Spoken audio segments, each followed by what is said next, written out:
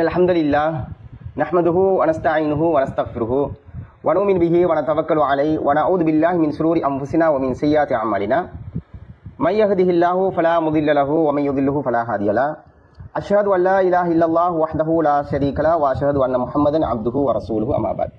ஸ்ரீலங்கா தௌஹீத் ஜமாத்தினுடைய தாயியாக அதனுடைய துவக்க காலத்தில் இருந்து நாம் பயணித்து வந்தோம்.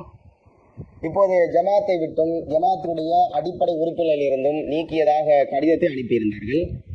அந்த கடிதத்திலே நான் ஜமாத்துக்கு கட்டுப்படவில்லை என்றும் அவர்களுடைய நிர்வாக கட்டமைப்பு என்னுடைய செயற்பாடுகளை சிதைப்பதாகவும் நிர்வாகம் குறித்து பல அறிவுறுத்தல்கள் எனக்கு சொல்லப்பட்டிருந்தும் அந்த அறிவுறுத்தல்களை நான் கேட்காமல் கட்டுப்படாமல் நடந்ததாக சொல்லி ஜமாத்தை விட்டும் நீக்கியதாக ஒரு கடிதத்தை அனுப்பியிருந்தார்கள். அந்த கடிதத்திலே என்னை நீக்குவதற்கு சொல்லப்பட்ட காரணங்கள் அனைத்தும் பொய்யானது என்பதற்காக நீங்கள் சொன்ன காரணங்களை தெளிவாக வெளிப்படையாக நீங்கள் சொல்லுங்கள் என்று பல தடவை இடத்துல கேட்டிருந்தோம். பதில் சொல்லாமே இருந்தாங்க. மெயிலுக்கும் கடிதத்தை அனுப்பி அவருடைய மெயிலுக்கு ஒரு கடிதத்தை அனுப்பி நீங்கள் உங்களுடைய காரணத்தை சொல்லுங்க, சொன்னாதான் நியாயமான நடவடிக்கையாக அதை இருக்கும் என்று சொல்லி நம்ம கேட்டிருந்தோம். அதுக்கு அவங்க காரணங்களை சொல்லலை. அப்போ இது சம்பந்தமாக மக்களுக்கு தெரியப்படுத்த வேண்டும் என்பதற்காக சமூக தளத்தில் இது குறித்து நம்ம பதிவு செய்கிறோம். அதை பார்த்து விட்டு மக்களிடத்தில் கேள்வி கேட்டதுக்கு பிறகுதான் நாங்கள் உங்கள் கடிதத்துக்கு பதில் சொல்லுகிறோம் என்று சொல்லி காரணங்களை அதில் சொல்லியிருக்கிறார்கள். அதே மாதிரி சில தகவல்களையும் அந்த கடிதத்திலே பதிவு செய்திருக்கிறார்கள். சொல்லப்பட்ட காரணம் என்னை நீக்குவதற்குரியது காரணம் கிடையாது, பொய்யான தகவலை சொல்றீங்க அப்படிங்கிறதை இந்த கடிதத்தில் இருந்து தெளிவுபடுத்துவதற்காகத்தான் நான் இந்த வீடியோவை நான் பதிவு செய்கிறேன். அதுக்கு முன்னாடி அதில் கடிதத்தை எழுதி காரணங்களை சொல்லிவிட்டு கடைசி வரியில ஒரு எச்சரிக்கை செய்கிறார்கள். பாருங்கள், என்னன்னு கேட்டால் அதை நான் படிக்கிறேன். எம்மை வீணாக வம்புக்கு இழுக்காமல் இருப்பது உங்களுக்கு நல்லது என்பதை நினைவுபடுத்திக் கொள்கிறோம் அப்படிங்கிறாங்க. அப்போ அதை என்ன செய்யறாங்க, ஒரு எச்சரிக்கையாக அவங்க சொல்றாங்க. இந்த மாதிரி மிரட்டலோ இந்த எச்சரிக்கை பயனற்றது, தேவையற்றது, ஏன்னா நாங்கள் அதுக்கு மிரளப் போவது கிடையாது அப்படின்ற ஒரு தகவலையும் சொல்லிக்கொண்டு அந்த கடிதத்தின் அடுத்த விஷயத்துக்கு வர்றேன். அதாவது இதில் நம்மை நீக்குவதற்கு காரணங்களை சொல்றாங்க இல்லையா, அந்த காரணம் அடிப்படையாக பிஜே சம்பந்தப்படுறதுனால, ஏன்னா பிஜே குறித்து இங்கே சொல்றாங்க. அவர்கள் பிஜே குறித்து பிஜே சம்பந்தப்படுத்தி சொல்றதினால பிஜே குறித்து நிலைப்பாடை சொல்ல வேண்டி இருக்கிறதுனால நான் சொல்றேன். ஏன்னு கேட்டால் என்னுடைய நிலைப்பாடு சகோதரர் பிஜே சம்பந்தமாக என்னுடைய நிலைப்பாடு என்ன, சகோதரர் பிஜே சம்பந்தமாக அவருடைய நிலைப்பாடு என்ன என்பதை குறித்து முதலாவது நான் சொல்லிடுறேன். என்னன்னு கேட்டால், அதாவது சகோதரர் பிஜேயை பொறுத்தளவில் மார்க்க சம்பந்தப்பட்ட விஷயங்களை ஆய்வு செய்யக்கூடிய ஒரு அறிஞராக, ஒரு சிறந்த தேடல் உள்ளவராக இருக்கிறார். இதுல யாருமே மாற்று கருத்து கொள்ள மாட்டாங்க. யாரிடத்துல உள்ளத்திலே வன்மம் இருக்கிறதோ அவர்களை தவிர வேற யாருமே இதுல மாற்று கருத்து கொள்ள மாட்டாங்க. இது ஒரு உண்மையான ஒரு செய்தி தானே. அப்ப இது குறித்து அவர் ஆய்வாளராக இருக்கிறார், மார்க்க சம்பந்தமான நல்ல கருத்துக்களை சொல்லக்கூடியவராக இருக்கிறார், நல்ல சிந்தனை உள்ளவராக இருக்கிறார். அப்படிங்கிறதுக்காக அவர் சொல்லக்கூடிய மார்க்க சம்பந்தப்பட்ட விஷயங்கள் எல்லாத்தையுமே கேட்கணும் அப்படின்றது கிடையாது. அவர் சொல்றதை எல்லாமே அப்படி கண்மூடித்தனமாக பின்பற்ற வேணும் அப்படிங்கிறது கிடையாது. என்ன சொன்னாலும் அது குர்ஆனுக்கும் ஹதீஸுக்கும் ஒத்ததாக இருக்கிறதா என்று பார்த்து அப்படி இருக்குமா இருந்தால் எடுத்துக்கொள்ள வேண்டும், அப்படி இல்லைன்னு சொன்னால் எடுக்க தேவையில்லை என்ற ஒரு நிலைப்பாட்டில் வரணும். ஏனென்று சொன்னால் அதாவது இது சம்பந்தமாக மார்க்க நமக்கு இப்படித்தான் வழிகாட்டுகிறது. இப்போ ஒருத்தர் மீது நேசம் இருக்கிறது என்பதற்காக, ஒருத்தரை விரும்புகிறோம் அப்படிங்கிறதுக்காக வேண்டி அவர் சொல்றது எல்லாமே சரியாக இருக்கும், அதைத்தான் நீங்களும் கடைபிடிக்க வேண்டும் அப்படின்ற ஒரு தன்மை அப்படி கிடையாது. அதே மாதிரி நாங்கள் ஒருத்தரை வெறுக்கிறோம், அவர் மீது நமக்கு அன்பு கிடையாது அப்படிங்கிறதுக்காக அவர் சொல்லக்கூடிய எல்லா செய்திகளும் தவறானது அப்படின்னு நம்ம சொல்லலை. அப்போ அதனால சகோதரர் பிஜே குறித்து நம்முடைய நிலைப்பாடு என்னன்னு கேட்டால், சிறந்த ஆய்வாளர், சிந்தனையாளர். எனவே அவர் சொல்லக்கூடிய செய்திகளில் என்ன ஒரு செய்தி மார்க்க சம்பந்தமாக சொன்னாலும் குர்ஆன் ஹதீஸுக்கு ஒத்ததாக இருந்தால் எடுத்துக்கொள்ள வேண்டும், இல்லை என்றால் அதை எடுக்க தேவையில்லை என்பதுதான் நம்முடைய நிலைப்பாடு. காரணம் என்னன்னு கேட்டீங்கன்னு சொன்னா, அதுல திருமறை நமக்கு மார்க்கம் இப்படித்தான் அணுக வேண்டும்னு சொல்லுது. மார்க்கம் சொல்றதினால மார்க்கம் என்ன நிலைப்பாட்டை இது விஷயமாக எடுக்க வேண்டும் என்று சொல்கிறதோ அதன் அடிப்படையில் நம்ம எடுத்திருக்கிறோம். திருமறையிலே அல்லாஹ் ரப்பல் ஆலமீன் சொல்கிறான், அல்லதீன யஸ்தமியூனல் கவுல் ஃபயத்தபியூன அஹ்ஸனா. அவர்கள் வார்த்தைகளை பேச்சுக்களை கேட்பார்கள், அதில் நல்லதை பின்பற்றுவார்கள். உலாயிகல்லதீன ஹதாஹுமுல்லாஹ், அவர்களுக்கு தான் அல்லாஹ் நேர்வழி காட்டியிருக்கார். வ உலாயிக ஹும் உல் அல்பாப், அவர்கள் தான் அறிவுடையவர்கள், சிந்தனையாளர்கள் என்று அல்லாஹ் சொல்லி காட்டுகிறார். அப்போ ஒரு ஆய்வாளர் சம்பந்தமாக, ஒரு தகவல் சம்பந்தமாக நாம் என்ன முடிவை எடுக்க வேண்டும் என்று கேட்டால், ஒருத்தர் ஒரு செய்தியை சொல்கிறார் என்று சொன்னால் அந்த செய்தி குர்ஆனுக்கும் ஹதீஸுக்கும் நேர்பாடாக இருக்கிறதா எடுத்துக்கொள்வோம். அது வந்து மாற்றமாக இருக்கிறதா தூக்கி நம்ம என்ன செய்வோம், அது மாற்றமாக இருக்குமா இருந்தால் எடுத்துக்கொள்ள மாட்டோம். இது வந்து மார்க்கம் சொல்லக்கூடிய ஒரு நிலைப்பாடு. அதே மாதிரி அவர்களுடைய நிலைப்பாடு என்ன, அவர்களுடைய நிலைப்பாடை எனக்கு எப்படி சொல்ல முடியும்னு கேட்கலாம். அவர்களுடைய நிலைப்பாட்டை பீஜை குறித்து அவர்கள் சொன்னதினால தான் நாம அந்த நிலைப்பாட்டை சொல்கிறோம். அவருடைய நிலைப்பாடு என்ன மாதிரி எடுத்திருக்கிறாங்க அப்படின்னு பார்த்தீங்கன்னு சொன்னா, சகோதரர் பீஜை எதை சொன்னாலும் கேட்கவே கூடாது, மாற்றமா நிற்கணும், மறுக்க வேண்டும் என்று பல தடவை சொல்லியிருந்தார்கள். சொன்ன நேரத்தில் நாம் என்ன சொல்லணும்னு கேட்டா, நீங்க இந்த நிலைப்பாட்டை எடுத்திருப்பது வந்து ஒரு வழிகாட்டின் பக்கம் உங்களை கொண்டு போய் சேர்த்துரும். காரணம் என்னன்னு சொன்னா, சரி அவர் சொல்லக்கூடிய விஷயத்துல ஒரு விஷயம் வந்து சரியாக இருக்குது, அதை நீங்க மறுக்க வேண்டும் என்று மறுக்கிறீர்கள். எனவே அது மார்க்க சம்பந்தப்பட்ட விஷயமாக இருக்கும் போது நீங்கள் அவர் சொல்றதையே மறுக்க வேண்டும் என்று சொன்னால், அது மறுப்பது என்பது அவரை மறுப்பதாக ஆகுமா, மார்க்கத்தை மறுப்பதாக ஆகுமா? மார்க்கத்தை தானே மறுப்பதாக ஆகும். எனவே இந்த நிலைப்பாட்டில் நீங்க இருப்பீர்கள் என்று சொன்னால், நீங்க பச்சை வழிகாட்டில் இருக்கிறீங்க. சலஃபுகளை குறித்து நீங்கள் சொல்கிறீர்கள், வழிகாட்டில் இருக்கிறாங்கன்னு சொல்றீங்களே, அதை விடவும் பல மடங்கு வழிகாட்டிலே இந்த கொள்கை உங்களை கொண்டு போய் சேர்த்து விடும் என்று சொல்லி பல தடவைகள் நாங்கள் அவருக்கு சொல்லி இருக்கிறோம். அப்ப என்னன்னு கேட்டா, ஏன் திருமறை எல்லாம் சொல்றான் பாருங்களேன், உலாயிக்கல்லதீன ஹதாஹுமுல்லா, அவர்களுக்கு தான் நல்லா நேர்வழி காட்டுகிறான். யாருக்கு? பல விஷயங்களை பேசுகிறார்கள், கேட்கக்கூடிய நமக்கு என்ன கட்டளை, அவங்க பேசுறத பேசுவாங்க, அதுல எது நல்லதோ, எது சிறந்ததோ, எது அறிவுபூர்வமானதோ, எது மார்க்கத்தோட உள்ளதோ, எது ஆதாரமானதோ அதை எடுத்துக்கொள்ளுங்க. அப்படி இல்லைன்னு சொன்னா தூக்கி எறிந்து விடுங்கள் அப்படிங்கிறதுதான் அல்லாஹ்வுடைய கட்டளை. அப்ப இதுக்கு மாற்றமான அடிப்படையில் நீங்க இருக்கிறீங்க. என்னன்னு கேட்டா, உங்களுடைய எதிர்ப்பினால, கோபத்தினால, வெறுப்பினால நீங்க என்ன செய்ய சொன்னால் எதையுமே கேட்க கூடாதுங்கிறீங்க. இப்ப அவர் பிஜே பொறுத்தளவுல அவர் என்ன சொல்றாரு, அவர் வீட்டு விஷயத்தை சொல்றாரா, அவருடைய சொந்த விஷயத்தை சொல்றாரா? மார்க்க சம்பந்தப்பட்ட விஷயங்களை ஆய்வு பண்ணி சொல்லுகிறார். சொல்லக்கூடிய செய்திகள்ல தவறும் வரும், சரியும் வரும். எனவே அதை ஒப்பிட்டு குர்ஆன் ஹதீஸ் அடிப்படையில் நீங்கள் பாருங்கள். தவறாக இருந்தால் எடுக்க வேண்டாம், சரியாக இருந்தால் எடுத்துக்கொள்ளுங்கள். இதான நிலைப்பாடு. அப்ப வந்து கோபத்தினால வந்து வெறுப்பினால எடுக்க மாட்டோம் என்று சொல்வது அது ஒரு சிறந்தது கிடையாது, நேர்வழி கிடையாது. அது உலாய்க்க ஹதாஹுமுல்லா, யாருக்கு நல்லதை எடுத்துக்கொள்கிறார்களே அவர்களுக்கு தான் நேர்வழி, அவர்கள் தான் அறிவுடையவர்கள். அப்ப நீங்க என்னன்னு கேட்டா, இது விஷயமாக உங்களிடத்துல அறிவு இல்லை, நீங்க இந்த நிலைப்பாட்டை எடுக்கிறீங்க, அல்லாஹ் சொல்ற மாதிரியே இருக்குது. என்னன்னா, நீங்க தவறான ஒரு வழிகாட்டலை நீங்க எடுக்கிறதுனாலதான் உங்களிடத்துல அறிவு இல்லை என்ற அளவுக்கு வருகிறது. இதுக்கு வந்து எடுத்துக்காட்டுக்காக ஒரு சம்பவத்தை சொல்றேன் பாருங்க. எந்த அளவுக்குன்னு பாத்தீங்கன்னா, இப்போ ஒரு 6-7 மாசத்துக்கு முன்னாடின்னு நினைக்கிறேன். அப்போ வந்து ஒரு சகோதரர், டிஏடிஜே சார்ந்த ஒரு சகோதரர், அவர் வந்து அவருடைய ஃபேஸ்புக்கில் வந்து ஒரு பதிவை போடுகிறார். குர்பான் சம்பந்தமான ஒரு ஆய்வை, பிஜேவுடைய ஆய்வு வந்து பிஜே உலருகிறார் என்று சொல்லி ஒரு பதிவை போடுறாரு.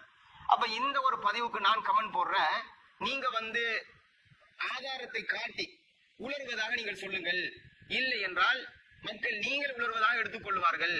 ஏன்னா ஒரு விஷயத்தை சொல்றதா இருந்தால் ஆதாரபூர்வமாக ஆய்வு ரீதியாக குர்பான் சம்பந்தமாக சகோதரர் பிஜே பேசியிருக்கிறார்.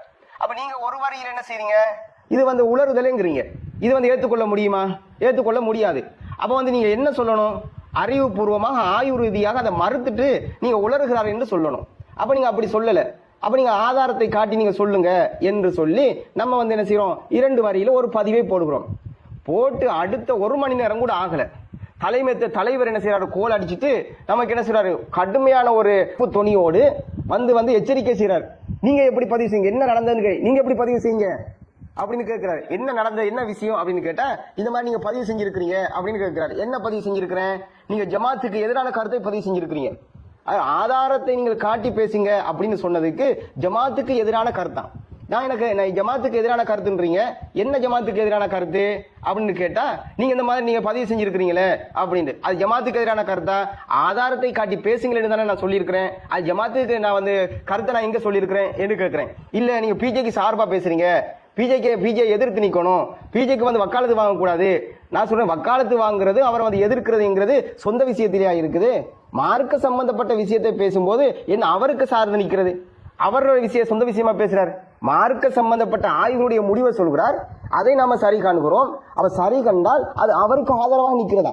அப்ப அல்லாஹ் சொன்னாங்க இல்லையா, யார் அறிவாளர்கள் அவருக்கு பேசுவார்கள், நல்லதை நீங்கள் எடுத்துக்கொள்ளுங்கள். அப்படி எடுக்க நீங்க தவறியதுனாலதான் இந்த அளவுக்கு அடிமுட்டாள்தனமான முடிவுகளை எடுக்கிறது காரணம். பிஜே பேசினா எதையும் கேட்க கூடாது, அவருக்கு மாற்றமாக நிற்க வேண்டும், அவர் சொல்லக்கூடிய கருத்துக்கு எதிராக வந்து நாங்கள் கருத்து சொல்ல வேண்டும், எதையும் சார்ந்து போகக்கூடாது என்பது அவருடைய ஆணித்தரமான அடிப்படையான ஒரு விஷயம் பிஜே குறித்து இப்போ நிலைப்பாடு. அப்ப இது சம்பந்தமாக பேசும்போது வாட்ஸ்அப்புகளில் அவர்களும் அவர்களை சார்ந்த இன்னும் சில தாய்களும் சொல்லி இருக்கிறார்கள், பிஜே பேசினா எதிராக நிற்க வேண்டும் என்று சொன்னார்கள். இப்படி சொன்ன நேரத்தில் நாம் என்ன சொன்னோம்னு கேட்டா, நீங்க எடுக்கக்கூடிய இந்த முடிவு உங்களை வழிகாட்டின் பக்கம் கொண்டு போய் சேர்த்துரும், நீங்க வழிகாட்டில் இருக்கிறீங்க என்ற ஒரு நிலைக்கு உங்களை தள்ளிரும். எனவே இது குறித்து முடிவை நீங்க எடுக்க கூடாது என்றெல்லாம் நாங்கள் சொல்லியிருக்கிறோம், பேசியிருக்கிறோம். ஆனா அதுல இருந்து அவங்க கொஞ்சம் கூட மாற கிடையாது, திருந்த கிடையாது. அதுல தான் இன்னும் வரைக்கும் இருக்கிறாங்க. அப்ப இந்த ஒரு செய்தியை நீங்க சொல்றீங்க, நாங்க அவர்கிட்ட ஏராளமான விஷயத்தை சொல்லியிருக்கிறோம். என்ன சொன்னோம்னு கேட்டா, நீங்க இந்த நிலைப்பாட்டை எடுக்கிறீங்க, எவ்வளவு ஒரு வழிகட்ட அடிப்படையில் உங்களை கொண்டு போய் சேர்க்கும் தெரியுமா? சகோதரர் பிஜே சொந்த கருத்துக்களை சொல்லல, அவருடைய வீட்டு விஷயங்களை சொல்லல, அவருடைய குடும்ப விஷயங்களை பத்தி சொல்லல. அவர் பேசுறது என்கிறது மார்க்க சம்பந்தப்பட்ட விஷயங்களை பத்தி பேசுறாரு, மசாயில் சம்பந்தப்பட்ட விஷயங்களுடைய முடிவை சொல்லுகிறாரு. எனவே மார்க்க சம்பந்தப்பட்ட விஷயங்களை பேசும்போது அவருக்கு எதிராக நிக்கணும், அவருக்கு மாற்றமாக நிக்கணும், அவருக்கு சார்ந்து பேசக்கூடாது அப்படின்னு சொல்லி நீங்க முடிவெடுத்தீர்களே, ஆனால் நீங்க அவருக்கு எதிராக பேசுவதாக அமையாது. அது மார்க்கத்துக்கு எதிராக, மார்க்கத்தை தவிடுபடியாக ஆக்கக்கூடிய ஒரு கட்டமைப்பாகத்தான் அது அமையும். எனவே நீங்க எடுக்கக்கூடிய இந்த முடிவுங்கிறது தவறானது அப்படின்னு சொல்லி நாங்க சொல்லியிருக்கிறோம். பிஜே ஒரு கருத்தை சொல்லுகிறார், அந்த கருத்து மார்க் குர்ஆன் ஹதீஸுக்கும் அடிப்படையாக இருக்கிறது. நீங்க பிஜேக்கு எதிராக பேச வேண்டும் என்று, பிஜேக்கு எதிரான முடிவுகளை எடுக்க வேண்டும் என்று சொல்லி அவர் சொல்லக்கூடிய குர்ஆன் ஹதீஸுக்கு மாற்றமாக நீங்க முடிவெடுத்தீர்களே, ஆனால் அது அவருக்கு எதிராக செயற்படுவதாக அமையுமா? மார்க்கத்துக்கு எதிராக செயல்படுவதாக அமையுமா? அப்படியெல்லாம் நாங்கள் சுட்டி காட்டி கேட்டிருக்கிறோம். அப்ப இந்த ஒரு நிலைப்பாட்டில் நீங்க இருப்பீர்களே, ஆனால் நீங்கள் வழிகாட்டில் இருக்கிறீர்கள், சலபுகளை பற்றி சொல்கிறீர்கள், மற்ற அமைப்புகளை பற்றி சொல்கிறீர்கள். என்ன சொல்றீங்க? அவங்களாம் வழிகாட்டில் இருக்கிறாங்கன்னு சொன்னா அவர்களை விடவும் பல்லாயிரம் மடங்கு நீங்கள் வழிகாட்டில் இருக்கிறீங்க அப்படின்னு சொல்லியெல்லாம் அவருடைய நிலைப்பாடுகளை வைத்து நம்ம என்ன செஞ்சோம்னு கேட்டா அவங்களுக்கு சுட்டி காட்டியிருந்தோம். அப்ப இந்த ஒரு நிலைப்பாட்டில் இருக்கிற இந்த அடிப்படையில் இருந்து கொண்டுதான் என்ன செய்யறாங்கன்னு கேட்டா அவங்களுடைய நிர்வாக கட்டமைப்பை அமைத்துக் கொள்கிறார்கள்.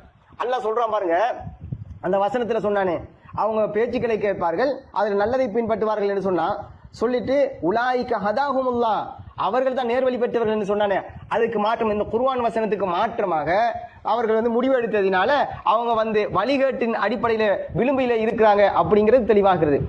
உலாயிக்கும் உல் அல்பாப், அவர்கள் தான் அறிவுள்ளவர்கள் என்று அல்லாஹ் சொன்னானே, இந்த விஷயமாக அல்லாஹ் சொன்ன அடிப்படையில் குர்ஆன் பேசுகின்ற சட்டத்தின் அடிப்படையில் முடிவெடுக்க தவறிய பட்சத்தினால, விரோதத்தினால, குரோதத்தினால, காட்புணர்வினால இந்த மார்க்கம் சொல்லுகின்ற சட்டத்தை எல்லாம் தாண்டி அவருடைய மனோச்சியின் அடிப்படையில் எடுக்கக்கூடிய முடிவினால அறிவுகளை இழந்தவர்களாக, சிந்தனை ஆற்றல் இல்லாதவர்களாக, ஆய்வு அற்றவர்களாக அவர்களை கொண்டு போய் சேர்த்திருக்கிறது என்பது இந்த சகோதரர் பிஜே சம்பந்தமாக எடுக்கக்கூடிய அவருடைய அந்த கட்டமைப்பு என்பது, நிலைப்பாடு என்பது அங்க கொண்டு போய் விட்டிருக்கிறது என்கிறதுல எந்த ஒரு மாற்று கருத்தும் கிடையாது. தெளிவாக இது காட்டுகிறது. அடுத்த விஷயம் சொல்றாங்க பாருங்க, இதை நீக்கிறதுக்கு ஒரு காரணமாக சொல்லும் போது, ஜமாத்து சாராத தாய்களின் உரைகளை பகிர்வது சம்பந்தமாக அந்த மாதிரி நீங்க நடந்ததினால் என்ன நீக்கணும் அப்படின்னு சொல்லி ஒரு காரணத்தை சொல்றாங்க. அந்த காரணத்தை அவர்களே சொல்லக்கூடிய அந்த கடிதத்தில் நான் படிக்கிறேன் பாருங்க.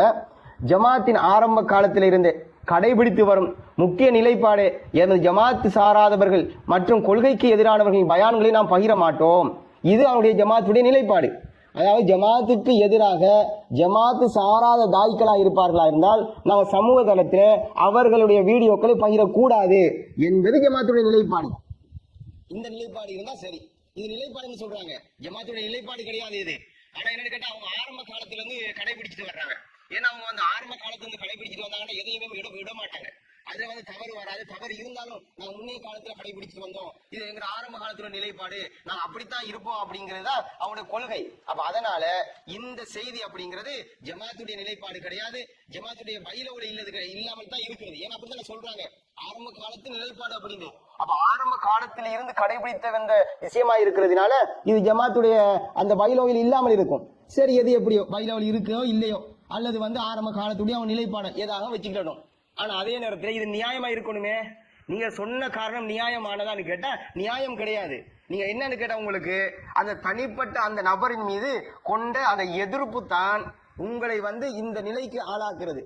சொல்லிட்டு சொல்றாங்க பாருங்க, அண்மையில் ரஸ்மின் அவர்களால் நடத்தப்படும் சோட் நியூஸ் எனும் செய்தி சேனல் பற்றிய சர்ச்சை வந்த போது கூட அது பற்றி நிர்வாகம் மசூரா செய்தி செய்தித்தளம் என்ற வகையில் அதில் வரும் செய்திகளை தேவை என்றால் பகிரலாம், செய்தித்தளத்திற்கு ஏற்கனவே அந்த நிலைப்பாடு உள்ளது என்பதை தெளிவுபடுத்தி தாய்களுக்கு அறிவித்திருந்தோம் என்று சொல்றாங்க. அப்ப அவங்களுடைய நிலைப்பாடு ஒன்னா இருக்குது. ஆனா அதே நேரத்தில் ஷோர்ட் நியூஸ் சம்பந்தமான ஜமாத்துடைய நிலைப்பாடு என்ன? நியூஸ் யாருடைய சேனலாக இருந்தாலும், அவர் எதிரியாக இருந்தாலும் சரி, வேண்டாதவராக இருந்தாலும் சரி, மாற்றுக்கருத்துடையவராக இருந்தாலும் சரி, ஜமாத்தில் இல்லைனாலும் பரவாயில்லை, செய்தி சேனலாக இருக்குமா இருந்தால் அதை பகிரலாம் என்பதுதான் ஜமாத்துடைய நிலைப்பாடு. அப்படியாக இருந்தால் ஷோர்ட் நியூஸ் சம்பந்தமாக நீங்கள் பகிரலாம் என்று முடிவு எடுப்பதற்கு முன்னால் ஏன் பகிரக்கூடாது என்று முடிவெடுத்திருந்தீர்கள்? அதற்கு என்ன காரணம்? ஷோர்ட் நியூஸ் என்பது அது நியூஸ் சேனல் தானே, ஏன் பகிரக்கூடாதுன்னு இருந்துச்சு, என்ன காரணம் அப்படின்னு சொன்னா, சகோதரர் ரஸ்மினுடைய அது நியூஸ் சேனல். அது அவர் யாரு? ஜமாத்தை உடைப்பதற்கு காரணமாக இருந்தவர், ஜமாத்தை அழிக்க வேண்டும் என்று நினைத்தவர், உங்களுக்கு எதிரியாக, உங்களை கண்ணில் காட்ட முடியாத ஒரு எதிரியாக இருந்தவர். அதனால் ஜமாத்தினுடைய சட்டம் எதுவோ அந்த சட்டம் இருந்தாலும் நாங்கள் இதுதான் எங்களுடைய நிர்வாக கட்டமைப்பு. அப்ப நிர்வாக கட்டமைப்பை வேண்டிய மாதிரி நீங்க எடுத்துக்கொள்வீங்க. எதிரி என்பதற்காக நியூஸ் சேனலுக்கு சொல்லி ஜமாத்துடைய சட்டமாக இருந்தாலும் அதுக்கு மாற்றமாக நாங்கள் முடிவெடுப்போம். அப்ப அந்த உங்களுடைய விருப்பத்துக்கு ஏற்ற மாதிரி அவருடைய அந்த ஷோர்ட் நியூஸுக்கு என்ன முடிவெடுத்தீங்க? பகிரக்கூடாது என்று முடிவெடுத்தீர்கள். பகிரக்கூடாது என்று முடிவெடுத்ததுக்கு பிறகு அதுவும் பகிரலாம் என்று ஜமாத்துடைய நிலைப்பாடாக இருக்கும்போது மாற்றமான அடிப்படையில் நீங்க முடிவெடுத்தீர்கள். அப்ப இப்படி ஜமாத்துக்கு எதிராக நீங்கள் முடிவெடுத்தீர்களே, ஆனால் நிர்வாகமாக இருந்தாலும் உங்களை உங்களுக்கு யார் நடவடிக்கை எடுக்கிறது? ஜமாத்துக்கு மாற்றமாக நீங்க எப்படி நடப்பீங்க? அப்ப ஜமாத்துக்கு மாற்றமாக, ஜமாத்துடைய பைலோவுக்கு மாற்றமாக நீங்கள் நடப்பீர்களே, ஆனால் அப்ப உங்களை நடவடிக்கை எடுக்க வேண்டியவர்கள் நீங்க தானே.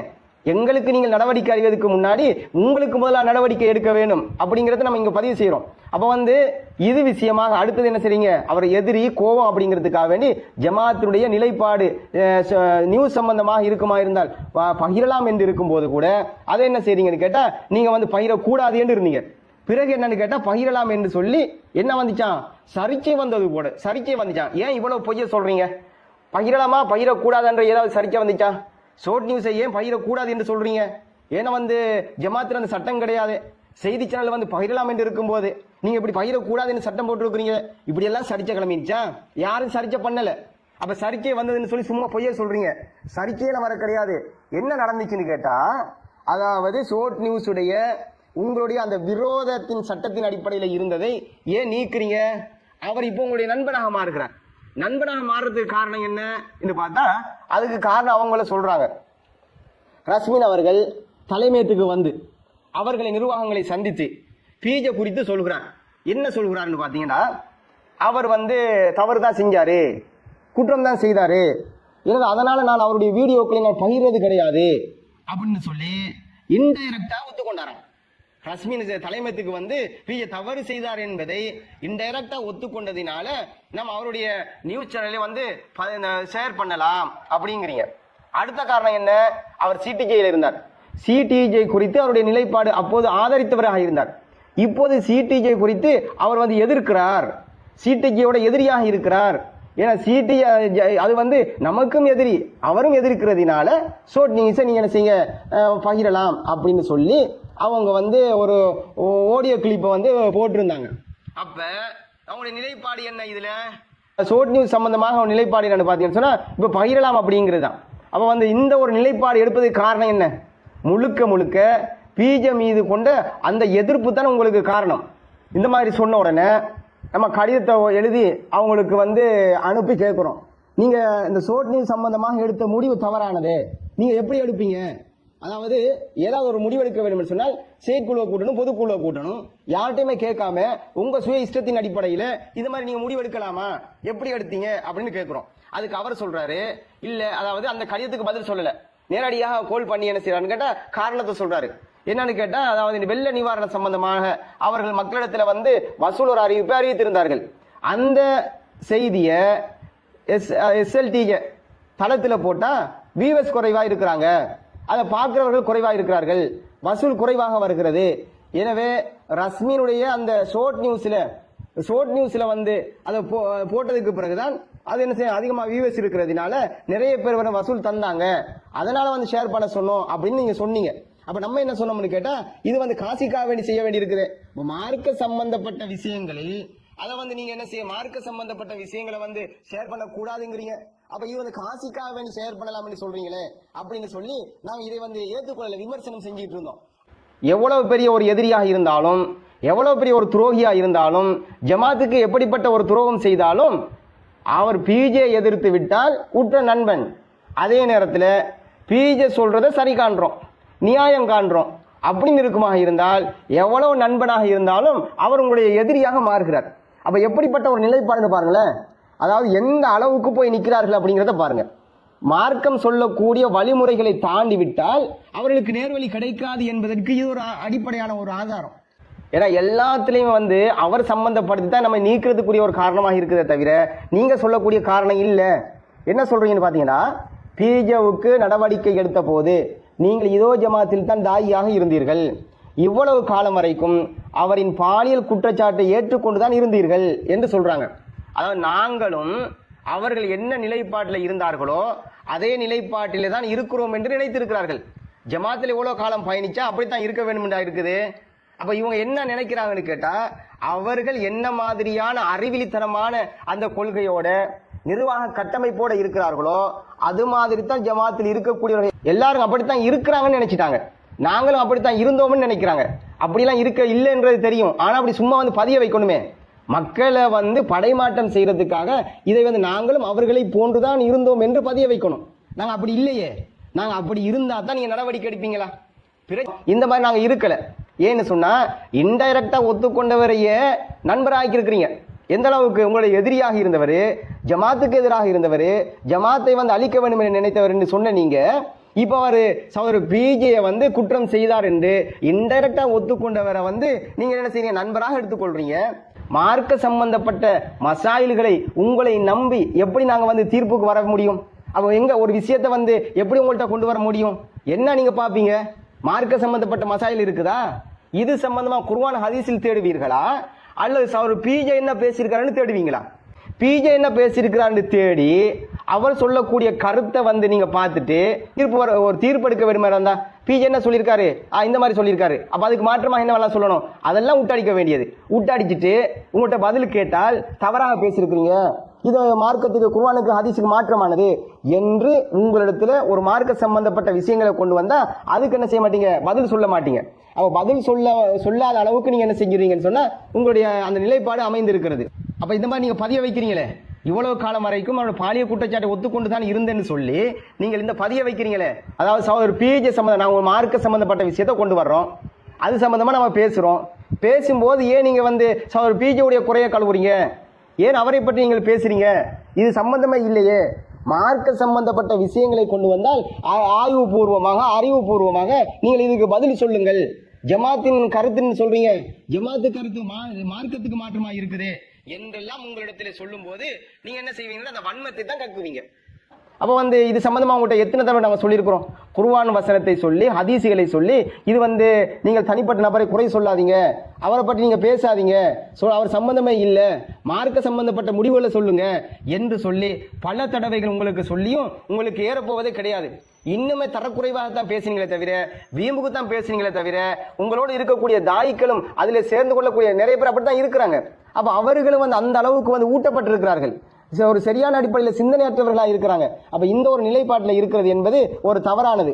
பிஜேவுக்கு துரோகம் இழைக்கப்பட்டதாகவும் பொதுவெளியில் நீங்கள் பதிவு செய்துள்ளீர்கள் அப்படின்னு சொல்லி பிஜேக்கு இவங்க துரோகம் செஞ்சிட்டாங்க, டிஎன்டிஜே எஸ்எல்டிஜே உடையவர்கள் பிஜேக்கு துரோகம் செய்ததாக நான் பேஸ்புக்கில் பதிவு செஞ்சேன். அதனால என்ன நீக்கினாங்களாம். அப்ப என்ன நீக்கிறதுக்கு காரணம் என்ன?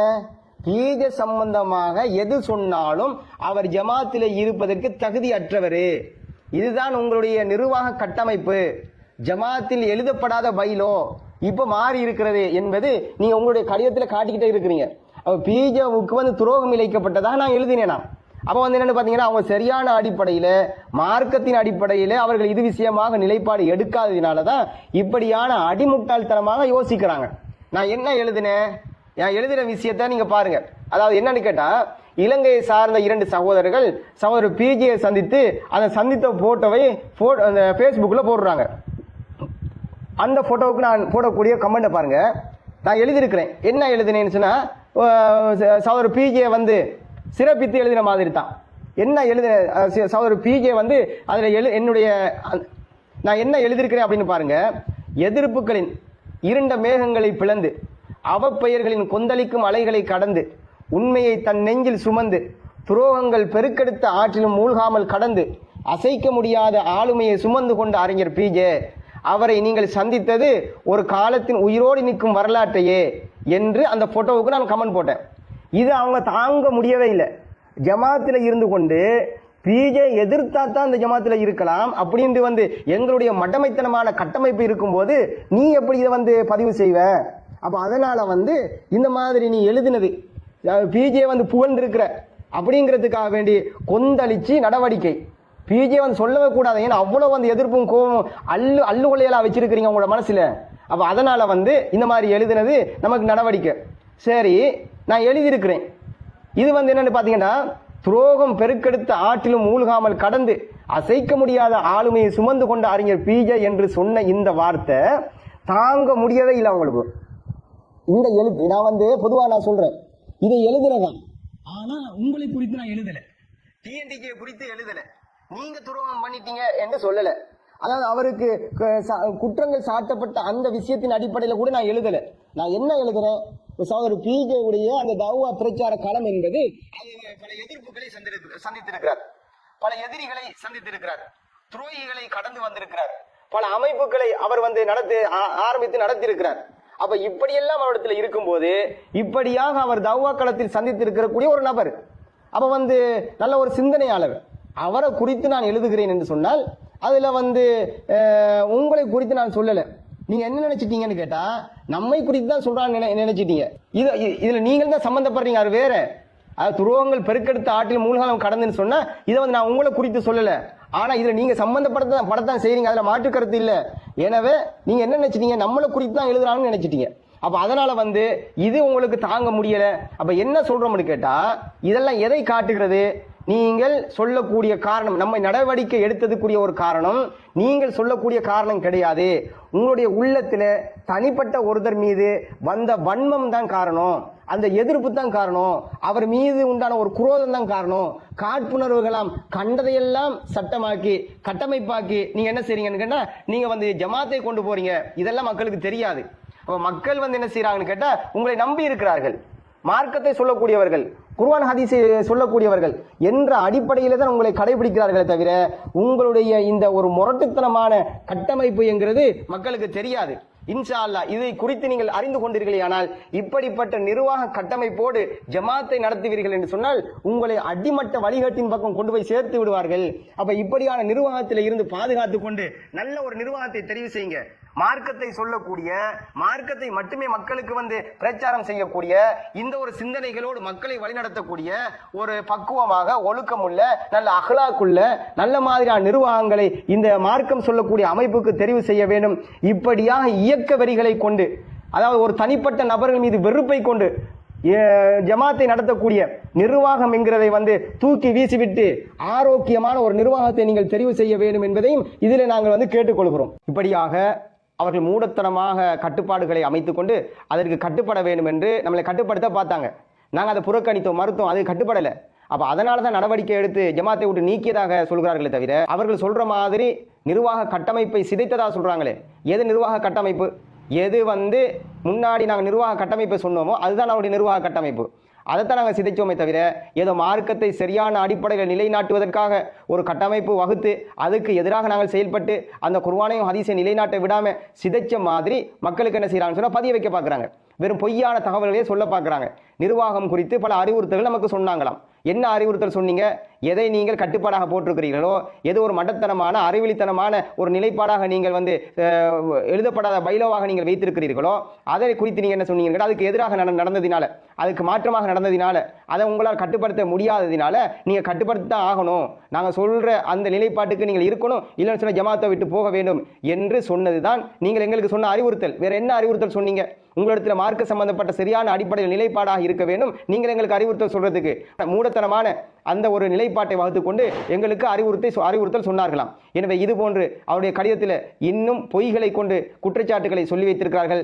அந்த குற்றச்சாட்டுகளுக்கும் அடுத்தடுத்த பதிவுகளில் இன்ஷா அல்லாஹ் நம்ம பதில சொல்லுவோம்.